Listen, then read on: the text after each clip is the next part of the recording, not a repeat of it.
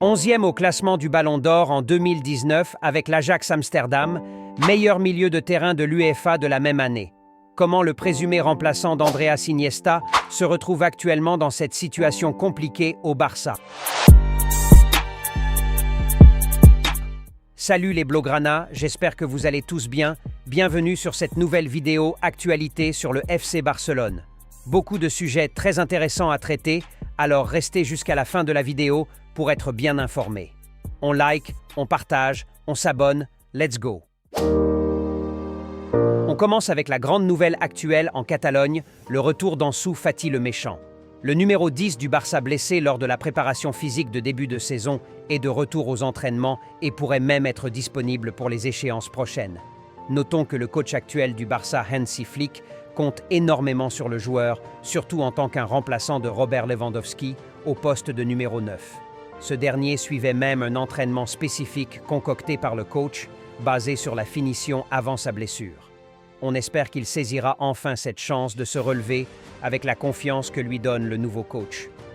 Avoir un Ansu Fati en sortie de banc ou en doublure, c'est un luxe, net fois mieux que Ferran Torres. Alors, on ne peut que lui souhaiter le meilleur et qu'il retrouve son meilleur niveau d'il y a 4 ans déjà. On continue avec le virus FIFA qui, cette fois-ci, a décidé d'épargner le Barça. Jusqu'alors, aucun blessé annoncé durant cette trêve internationale. Sauf Dani Olmo qui a reçu un gros coup récemment, mais apparemment, le joueur va bien et directement rentré à Barcelone. Pas de blessure et sera disponible contre la Girona dimanche prochain. Plus de peur que de mal. Pedri aussi déjà de retour en Catalogne, ainsi que Lamine Yamal, qui a encore une fois énormément brillé avec sa sélection.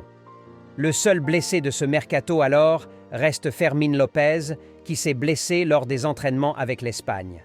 Une blessure pas trop grave, le joueur sera aussi disponible très prochainement. Parlons maintenant du dossier qui fait grosse polémique actuellement en Catalogne, Frenkie de Jong. Pour rappel, le joueur blessé depuis près de 5 mois maintenant, une blessure à la cheville après une violente collision avec Federico Valverde lors du dernier Classico.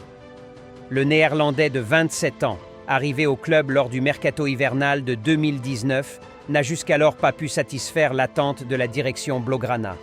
À part une saison 2020 à 2021 de haut niveau, où il était clairement le meilleur joueur du Barça, le joueur n'a pas su tenir la cadence pour les années suivantes. Les supporters Blaugrana ont toujours eu cette attente d'une éclosion de la pépite de l'Ajax Amsterdam, arrivé au club pour 80 millions d'euros environ, à cause de son énorme potentiel et de ce qu'il a prouvé lors de l'épopée de l'Ajax Amsterdam en 2018. Mais force de constater que plus le temps passe, plus le joueur stagne. Pas aidé aussi par les blessures, Frenkie de Jong a depuis quelques années souvent été poussé vers la sortie par le board. Systématiquement à chaque mercato, on a droit au feuilleton Frenkie de Jong qui refuse de quitter le club malgré le forcing de la direction Blaugrana. Actuellement le joueur le mieux payé du Barça et même de la Liga, puisque disposant d'un contrat qui évolue au fil des années, le Néerlandais reste indifférent à toute proposition de prolongation de contrat pour une réduction de salaire à cause de la situation économique du club.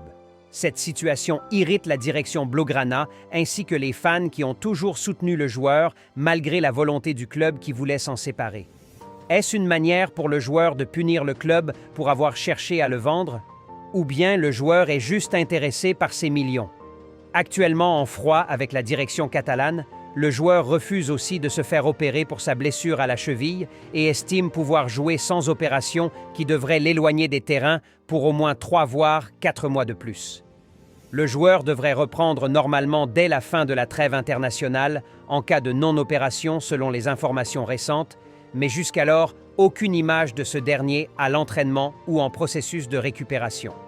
Selon certains médias, le club cherche à pousser le joueur vers une opération non seulement pour éviter les chances de rechute, mais aussi pour pouvoir libérer de la masse salariale pour inscrire un autre joueur.